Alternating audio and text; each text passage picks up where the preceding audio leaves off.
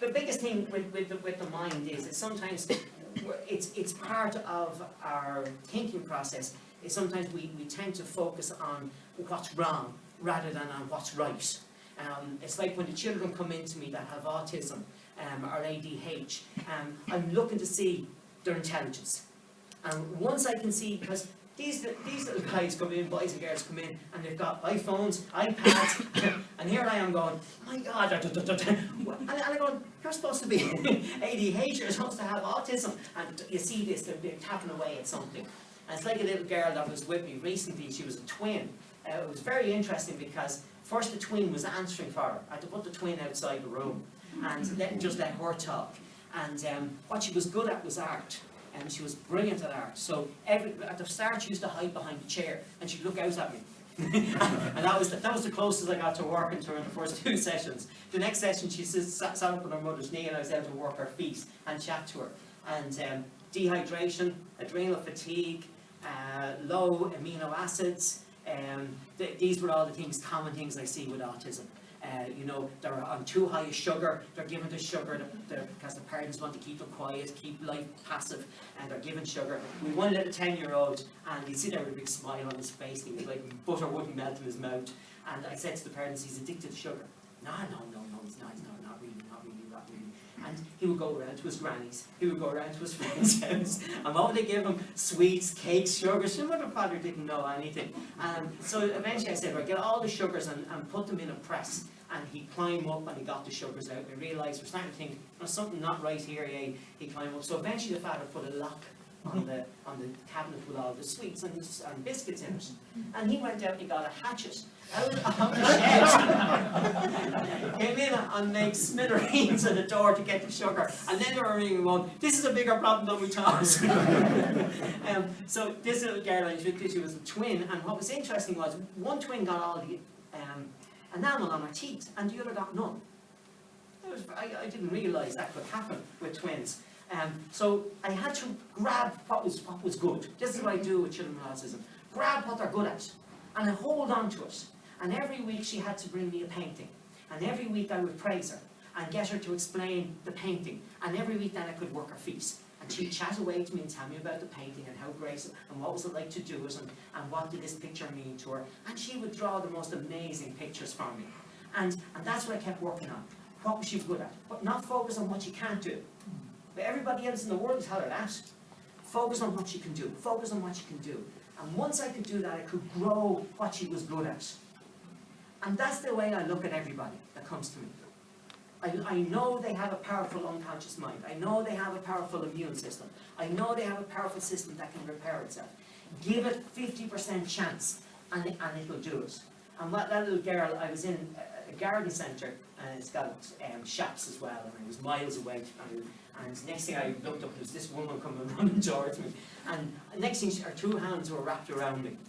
And I realised then it was Caitlin's mum.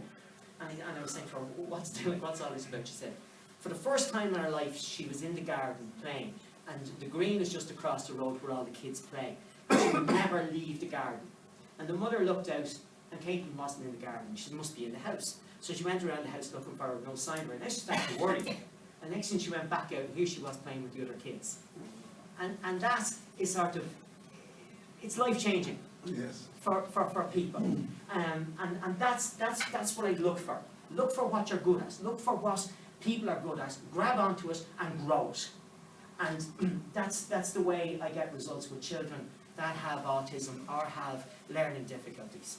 We have a lovely situation, a little girl, Lorraine, my wife, teaches Irish dancing, and we were working with John Carey last year. We were over in Birmingham every month working with his dancers. But this little girl came to me. She's not in John's class, but she's in the same organisation.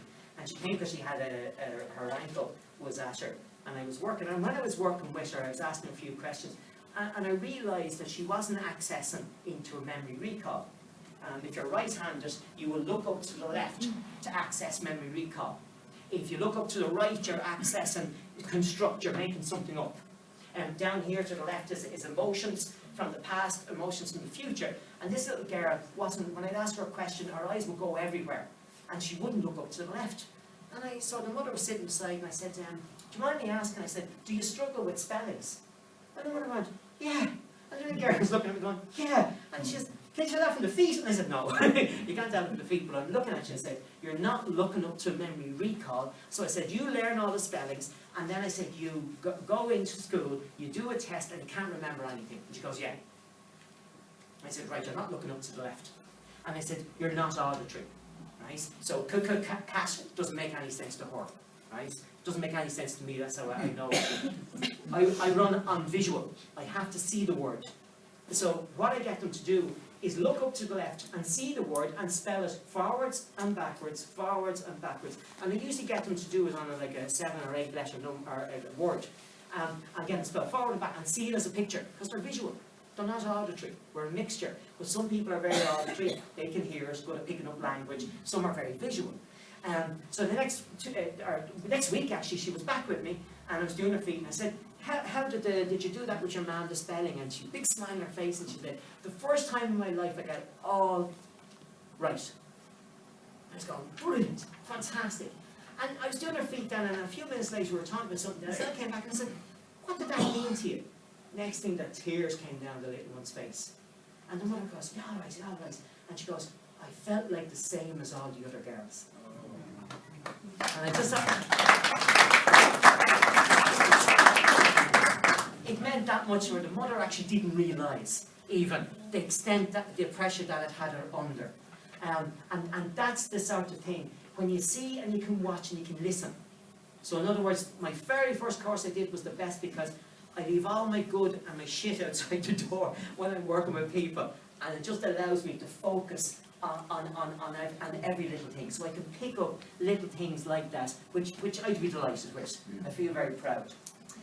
So again, it's with us, it's getting the information out to you guys. You're not going to know it all in the first few talks that I give. And really what I want is, Grace, I can give a talk and you can come up and thank me and say it's brilliant and I'm really delighted. Jesus, even people came up and asked me for a photograph with me after Birmingham, which I was really blown away by. But it's not about me. I have knowledge, I have information that I want to give you guys, but it's you guys getting it. It's you guys having it yourselves. That's the most important thing. I'm an ordinary character, right? And that's the way I want to stay. I don't want to be put on a pedestal because I'll get knocked down very quick, right? But what I do have is a lot of information that's amazing. And that's what I'd like to give to you guys. So that you're not just out selling a product like everybody else, but you're able to sell knowledge, information about the product. And that connected with a human is the most powerful thing. That's what gets more results. You can have great products, but if people are connected with them, they understand they're taking them because they're goal orientated. They're there to achieve a result. And so that's why I'll be delighted in a year's time that I can sit there and you can all be up here telling me the results that you've got.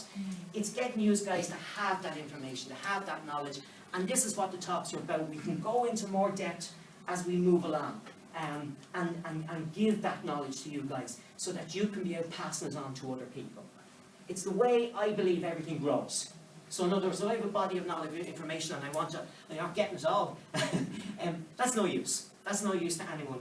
It's a whole thing I've learned from doctors writing articles, holistic therapists writing articles, but I put it into action and see what works and what doesn't work. And that's all I've done, is gathered information and put it into action. So I can stand up and tell you now, Salustra, will have such a good impact on anyone that takes it, or anyone you tell to take, will have a positive effect on their cardiovascular health, as well as many other areas in the body. So that's really what I'm about, and as I said, I'm only getting to know you guys more, so I can build up a better program, a better knowledge, better information for you all the time as we grow along with the products as well. So again, coming back to Salustra, just to give a rundown on it. One of the big things we're working on is, actually, I haven't even got time to talk to Jack, and I will, because we'll be driving around together, but I'm putting together a new water system for the company. And I really believe it's going to be quite advanced on most water systems out there. It's quite a simple To me, it's quite a simple combination, but it will have a huge impact on people's health. One of the biggest things I've campaigned for years, probably 20 years, on radio, and it's only in the last 3 years that it has really gathered momentum, and that's talking about inorganic minerals in our water. I believe it's the underlying of most major illnesses, because if I can reverse it in someone, no matter what complaint they have, they get better. I'm not saying it's a cure, but they get better to having a good quality of life. And what inorganic minerals are is mostly in our water. And water looks clear, might taste even good, but if it has a loss of calcium carbonate, which is the chemical word for lime, if it has, in our town, we have lots of L-Arginine, which is a metal in our water. In our house, when we moved in first, it had eaten through the copper pipes because the water was so acidic. Now, when you think about it, here you are drinking acidic water going into your system. You're also drinking lots of copper sulfate from the copper pipes. And the World Health Organization showed that copper at that level plugs up the airways in the brain. So what we want to do is design a system that will purify the water, mineralize the water, and then magnetize the water, so that we've got a very good balanced water. And one of the things I'm working on, and the background to it is that if you look at a lot of cases with the likes of calcium, what I want to do is take out the bad calcium, put in good calcium. But most of the time when we run into osteopenia, osteoporosis, or we end up taking calcium tablets maybe for pregnancy, they're big lumps of calcium. Right?